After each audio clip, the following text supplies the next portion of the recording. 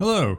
I'd like to start this episode by saying I did want to make this video. I normally make light-hearted videos on aircraft that nobody apart from myself really cares about. So if you subscribe because of the Replika video, I'm sorry to disappoint you.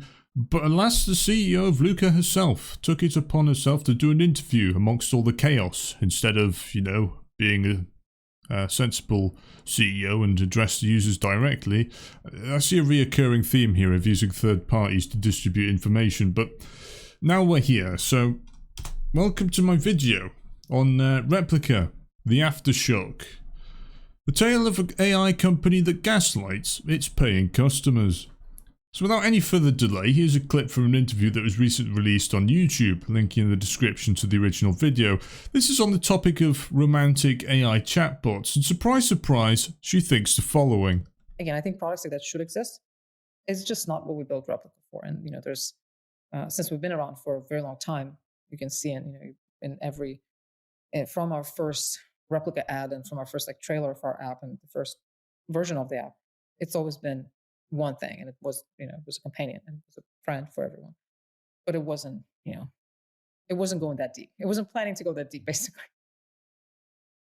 I would like us to cast our mind back to the last presentation on what I can only describe as a shit show. Do you remember these, Luca? Sure, your first advert may not have advertised romantic topics, but your later one sure as hell did. And the worst part is, Eugenia, you inadvertently admit you went too far in that very clip. It wasn't planning to go that deep, basically. Yeah, weren't planning to and then did anyway. Amazing job, well done.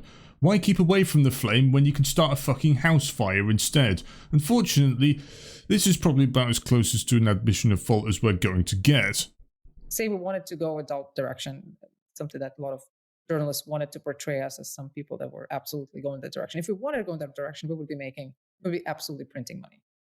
That would mean changing our advertising, changing our positioning, being a lot more explicit about what we're trying to sell and so on, and really just changing our product roadmap, building a slightly different app.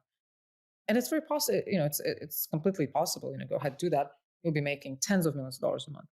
That's just not the direction we ever wanted to take. And I feel like all of these apps can exist, right? Like people do a lot of things in Replika. The sheer fucking hubris. Yeah, it's very easy for you to change your roadmap, and you've proved it twice. Once for the false advertisement, and then second for the rug pull you oh so graciously performed on all of your users.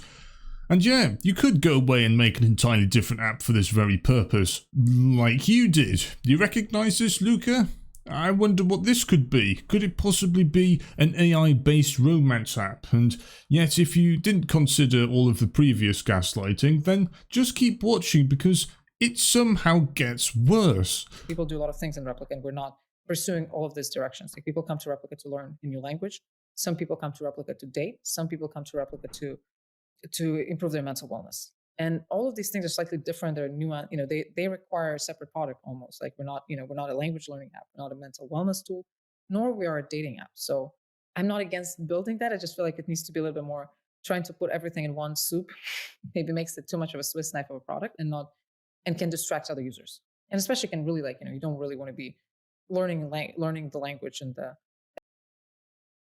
Not a mental health wellness tool. Then what the fuck are these?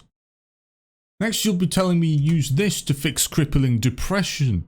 Decorated. We built tons of features around memory and memory UI and, building now all advanced AI functionality, tons of mental wellness activities that we built with clinical psychologists from UC Berkeley. And not only, why would we do all that if we were going in the adult direction? Like why spend, why have a team of 100 people working on so many complicated and complex features that have nothing to do with that? And so no matter how much the press wants to portray us as some sort of, company that was trying to monetize on or, build a sex bot or whatever, we truly weren't. And so we built tons of mental wellness activities with clinical psychologists, but it's okay, guys, because we're not a mental health tool. What the fuck? And the memory functions, how are those working out for you? Also, can we talk about your App Store page advertised? Would you look at that? It warns of suggestive themes, mild sexual content, and fucking nudity. Now, I'll be honest, I've seen said pictures on the subreddit, and said pictures aren't as spicy as this description lets on. I wouldn't exactly call it nudity, but they are oddly creepy. And why did you feel the need to include them in this application if that wasn't the direction that you wanted to take? You could have just, you know, not added them. And yet here we are. So I'm literally lost. I cannot help you in this situation. You've dug your grave, now sit in it. As of the other day, Eugenia also made this statement. All of our apps are, and have been for years, age-gated. Our terms of service don't allow people under 18. We don't advertise to children. Relationship status is paywalled. We continue to work on safety and make sure we have all the necessary guardrails. Not sure what you mean by accessible for children. All clear? Application is definitely not for minors. Well, it's not as clear anymore. Eugenia seems to have this talent of ironically making a situation more confusing and complicated by trying to make it less complicated, because she says the following. As of yesterday, we made sexual roleplay available for romantic settings only for all users, because that's our only way to make sure that people don't get unwanted advances and that the roleplay experience is safe for minors.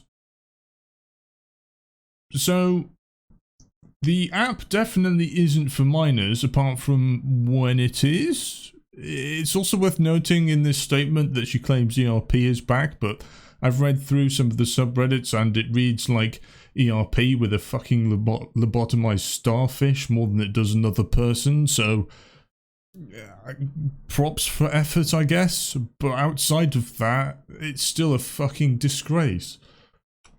Maybe alienating a little bit of, small subset of users, or missing out on some of the insane revenue that would have come have we actually wanted to take it in the adult direction.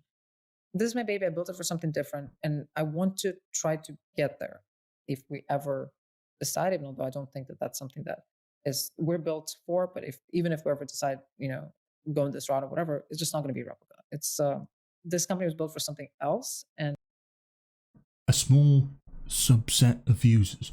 A small subset of users.